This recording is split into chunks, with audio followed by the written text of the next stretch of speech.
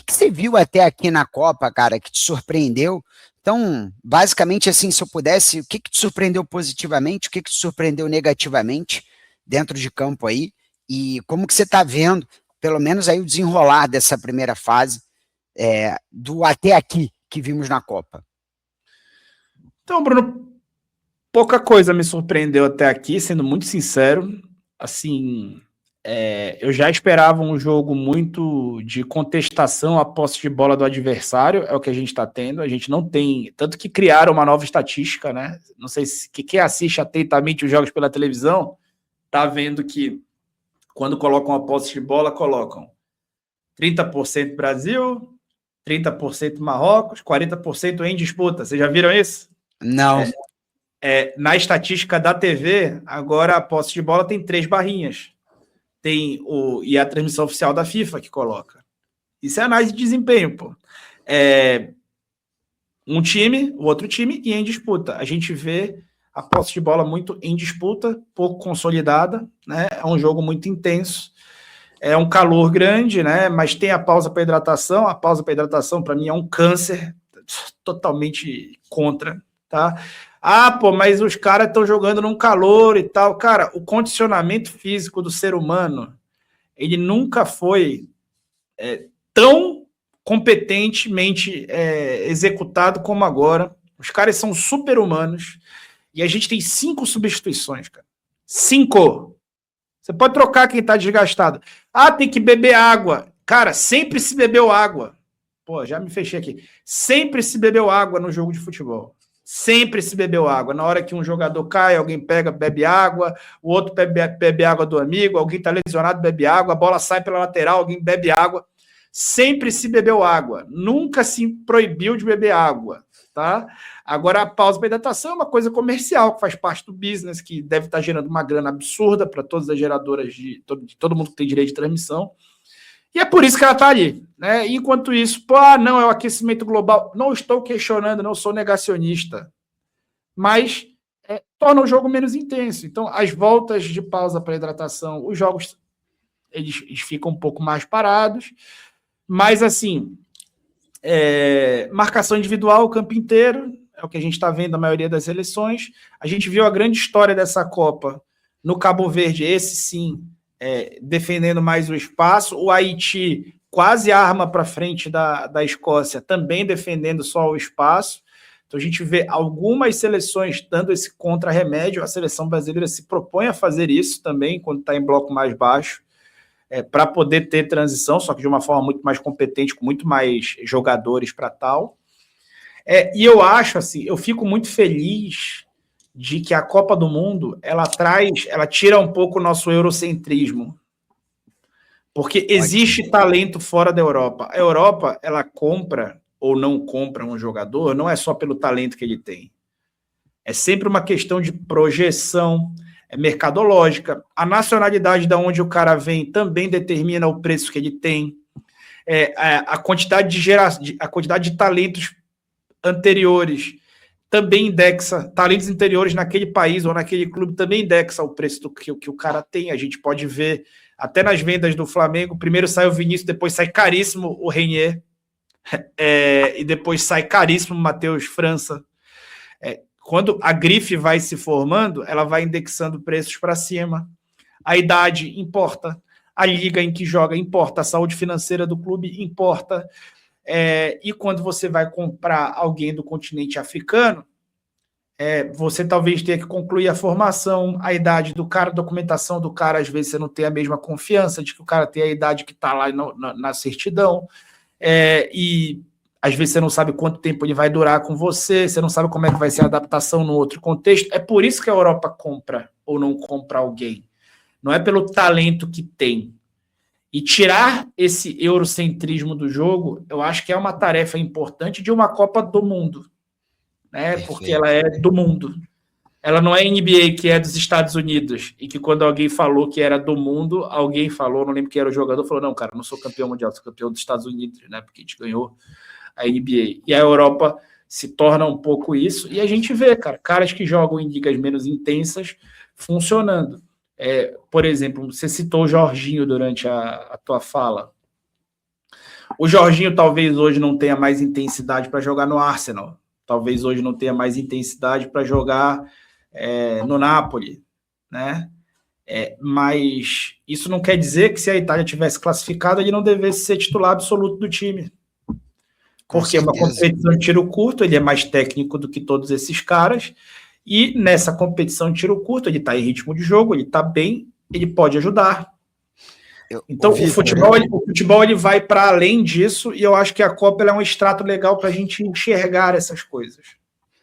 Dentro da possibilidade que o sucesso profissional me trouxe, né, uma das maiores é poder ter o meu hobby na mais alta qualidade, né? E no ano passado eu tive a bênção de ver tanto o Flamengo e Bayern do estádio, quanto o Flamengo e PSG, né? E é muito interessante como eu até aprendi nesse episódio com você, como a gente às vezes tira conclusões muito equivocadas e elas vão se repetindo ali como falácias, né? Então, duas coisas que eu aprendi, né? Também estava em Avejaneda vendo o Flamengo e Racing. Cara, assim, primeira coisa, o Jorginho jogando, assim, é daqueles jogadores que eu vou virar para minhas filhas e falar: filha, o papai viu esse cara jogar, como esse cara jogava. E assim, tive muitos ídolos que provavelmente vão ficar na frente do Jorginho, mas é como ele faz o básico muito bem feito, a dinâmica, como ele flutua no campo. O Plata, que é um cara super criticado, porque realmente, até o Mauro brinca, né, é alérgico a gol, o quanto que esse cara, no jogo do Bayern e do PSG, ele foi importante para que o Flamengo, um time mais envelhecido, aumentasse a rotação de marcação, né? Com certeza, se fosse o Luiz Araújo ali, não teria conseguido. O Luiz Araújo, quando erra o passe lá, os passes contra o Bayern, o Luiz Araújo tinha feito 5 ou 6 tackles certos antes, roubado bola. Então, quanto que o calor também te leva às decisões erradas, a marcação. O futebol está muito rápido, né? E talvez a gente vai ter que, dentro do Brasil na Copa, se acostumar com alguns erros, mas entender as principais valências dos jogadores, né?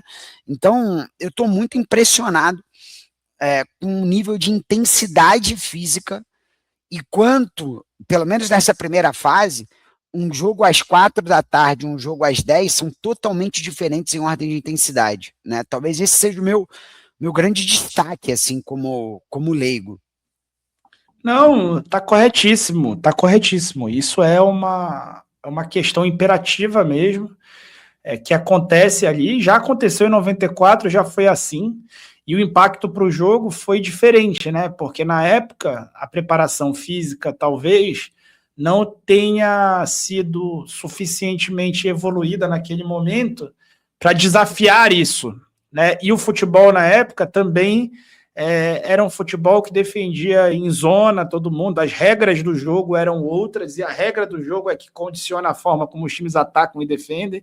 Então, naquela época, por exemplo, você não podia passar a bola do tiro de meta para um zagueiro dentro da própria área. O zagueiro tinha que receber fora da área. Isso condicionava a forma como o time saía e a altura da marcação do time adversário. Então, praticamente não existia marcação alta no momento do tiro de meta. Isso vai mudar em 2019, nessa regra que permite que os jogadores fazem isso. Na Copa de 2014 ou 2010, na Copa de 2010 não existia marcação, pressão alta, e o tic-tac ficava rodando bola ali sem ser contestado. E isso tudo vai mudando de tempos em tempos. A gente vive a era da preparação física, a era do jogo muito intenso. O nosso melhor jogador, o nosso craque hoje, é o jogador que mais erra, mas é o jogador que mais tenta, é o jogador que mais gera jogo e o que mais decide.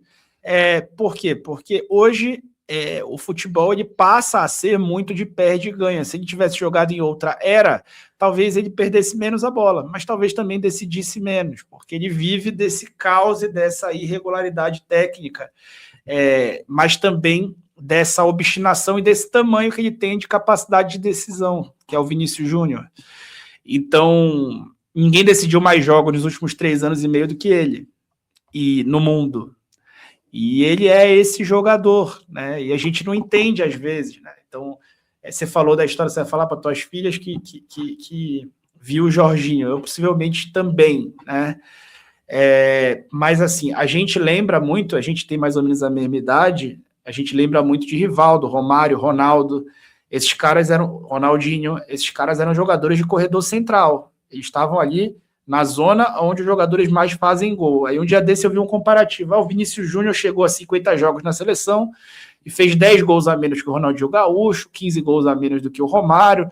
Meu irmão, tu quer mesmo comparar um ponta que joga fora do bloco de marcação com um atacante, com um centroavante ou com camisa 10, meia, que tá ali fazendo gol?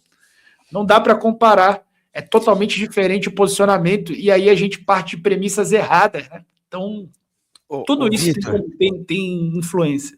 Talvez você saiba, mas o meu sócio outro dia me mostrou um canal, eu peço desculpas aqui para quem está nos assistindo, que eu não lembro mesmo o nome do canal, mas eles remasterizaram todos os grandes jogos. E eu me vi, são mais ou menos 18 minutos por jogo, assim. Eu me vi assistindo Brasil e Inglaterra em 2002. A quantidade de segundos que o Rivaldo fica com a bola antes de fazer um lançamento, que o Roberto Carlos fica com a bola, que, cara, é outro jogo. Assim, se tinha muito mais tempo. E aí eu me deparo, em 2024, de estar assistindo Fulham e Crystal Palace no Selhurst Park, times de meio de tabela da Premier League. Cara, os blocos totalmente finos, o jogo é jogado numa faixa muito reduzida de campo e parece pinball ali, é tudo muito rápido, alguém sobra para fazer 1-1. E a época jogava lá o Eze e o Olise, né? Então, eu lembro que esse Olise, depende como chamam, cara, eu falei, cara, esse cara ele é muito diferente, justamente não porque ele fazia o gol do Ronaldo, tinha um passe do Rivaldo, mas porque ele era um quebrador de ponta, e aí sim ele gerava um caos nessa ordem natural que é justamente esse jogo de encaixe físico, de marcação forte, do zagueiro ser o construtor, né? Então hoje os zagueiros são muito mais camisa 10 do que o contrário, então é uma loucura, cara, é uma loucura. Realmente eu tenho repensado muito, talvez não o que é melhor, mas hoje a gente vive outro futebol, né? Bruno, é isso, cara, assim, eu tô aqui falando sobre o futebol atual, né, sobre o que temos esse tempo inteiro, e falar sobre o que temos, eu tô falando sobre o que se deve fazer, o que se deve preocupar e como se deve pensar um jogador diferente num futebol diferente. Isso não quer dizer que eu prefira. Eu amava esse futebol de um pouco mais de espaço, esse futebol dos camisas 10, esse futebol dos jogadores que jogavam mais por dentro, do refino técnico, do Ronaldo poder jogar uma Copa com 100 quilos e fazer golaço na Copa. Eu gostava desse futebol, eu amava esse futebol e eu prefiro esse futebol. Só que esse futebol hoje, ele não resolveria nada, ele geraria derrotas, geraria humilhações, 7-1 e coisa do tipo. Esse futebol ele não é mais competitivo no dia atual, e é por isso que ele deixou de existir. O futebol moderno, ele não existe só porque ele é bonito, pelo contrário, ele é menos bonito. Ele tira um pouco de brilhantismo do jogo, ele aumenta a fisicalidade do jogo, e é por isso que eu sou contra a pausa para hidratação. Porque a pausa para hidratação vai preservar níveis físicos muito altos nos jogadores, eles vão demorar mais tempo para se desgastar e ter que sair do jogo, ou ter que jogar cansados. E o jogador, quando joga cansado, ele erra e ele também cede espaço. Então, o jogo ele tem tantos espaços quanto o número de substituições que ele passou a ter, quanto físicos são os jogadores e quanto a pausa para hidratação. Hoje tu já tem 5 trocas, que eu também sou contra. É polêmico, é um absurdo, esse cara é contra 5 trocas, eu recebo muito hate quando eu falo isso. Sim, eu sou contra. Para mim, as 5 trocas, além disso, além de tudo, elitizam o jogo, colocam os melhores elencos para ganhar mais campeonatos, porque os melhores elencos têm mais trocas. Então, aumenta a desigualdade do jogo, aumenta a fisicalidade do jogo, reduz a tecnicidade do jogo, pô. Então eu sou contra. Mas aí o cara é a favor de tudo isso, sou a favor de pausa de hidratação, sou a favor de 5 trocas, sou a favor do raio que o parta, mas eu quero o meu camisa 10 aqui, eu quero o Neymar começando um jogo de Copa. Esquece, irmão, não dá. talvez desse. Se não tivesse essas coisas todas, se a preparação física não evoluísse tanto, se ainda pudessem permitir um gramado do tamanho do Serra Dourada, da época, da minha época e da tua, que tinha tipo uns 15 metros a mais de largura e uns 10 a mais de profundidade. E um Paulo Baier ali para causar medo em qualquer um. Paulo Baier jogando com 40 anos naquele estádio, lógico, pô. O que ele tinha de área ali, meu irmão, para flutuar.